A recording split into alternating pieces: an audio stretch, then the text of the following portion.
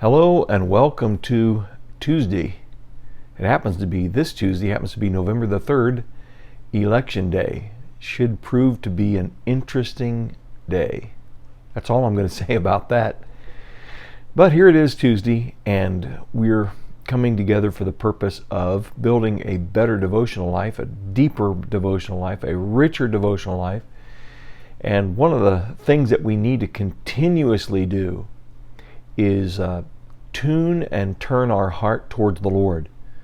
If a person has known nothing about the Lord, nothing about Jesus, has not been born again, they're lost, then they need to turn towards the Lord.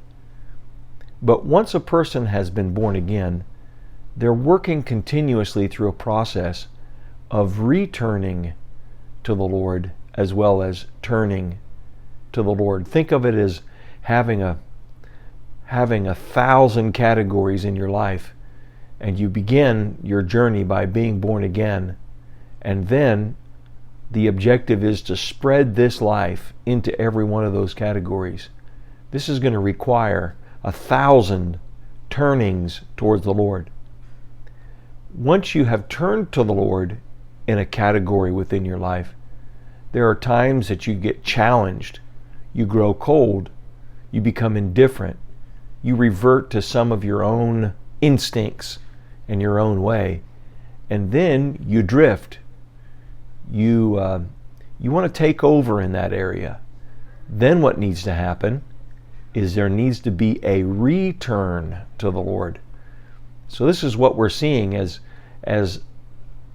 Hosea is playing the role of a lifetime, and he is playing the part of Yahweh before Israel and illustrating and drawing out the reality of their hearts, which have turned away from the Lord Yahweh to the traditions and the ways of worshiping self, as well as unclean spirits and unseen realm beings in the tradition of Canaan, as well as the tradition of other people around.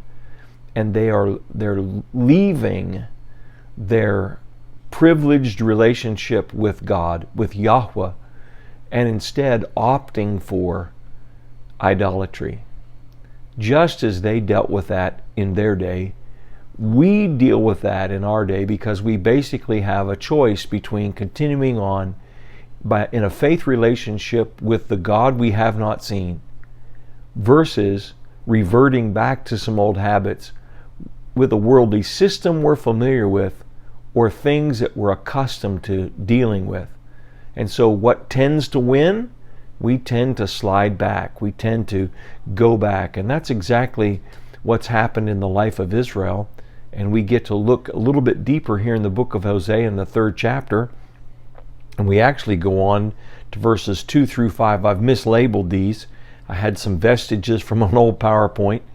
But we get an opportunity to look directly into this story, the return, Hosea's story.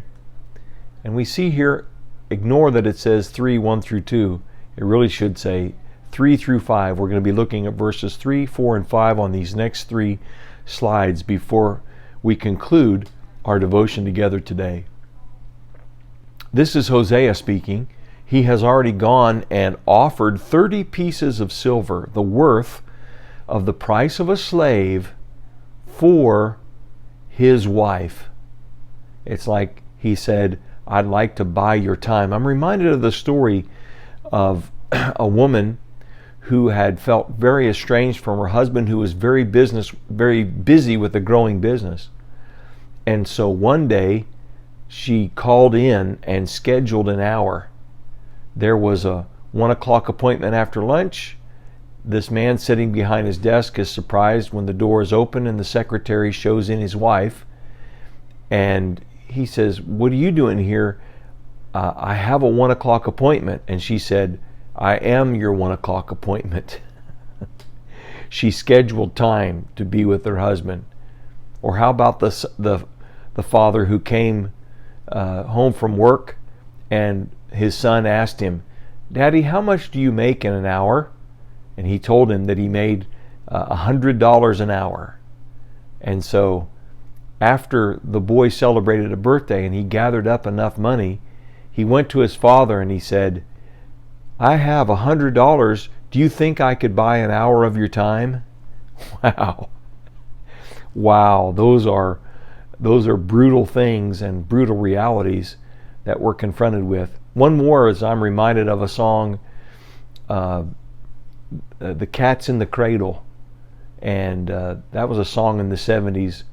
A child came home just the other day, and he talks about his wife having a new baby, he and his wife having a new baby, and how much the baby became just like him, and realized that he never had time for his family.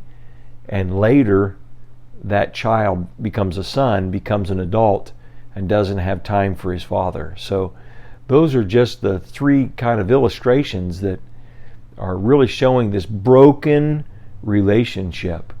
And so in this broken relationship, Hosea says, he goes and he buys her from the slave market, and he told her, you are to live with me many days.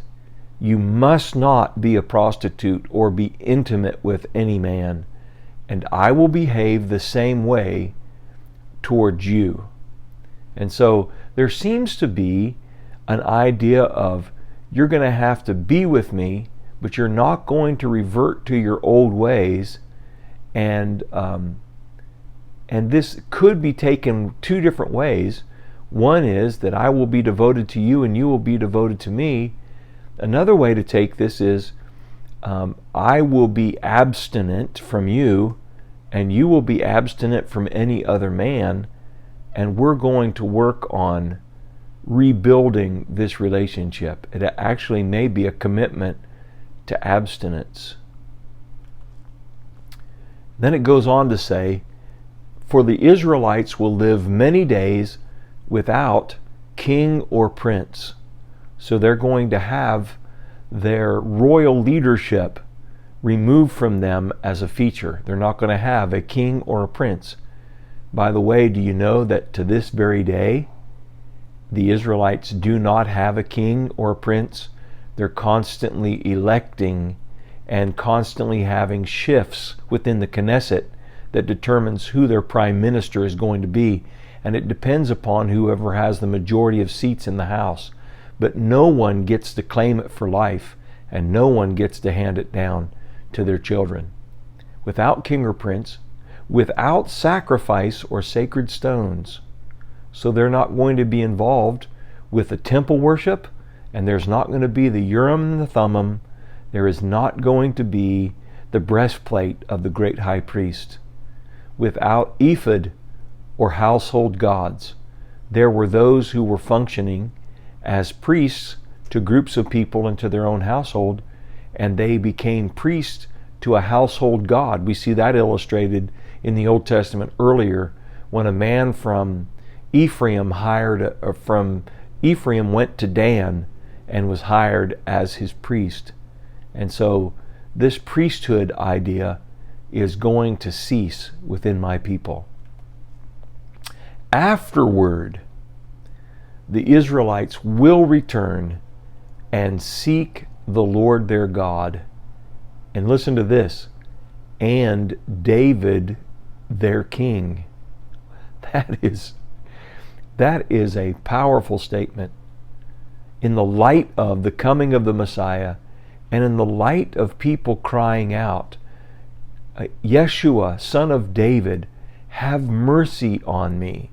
And we see this played out in the New Testament with people seeking the Lord, seeking God, and coming and recognizing his king, King David, or the son of David.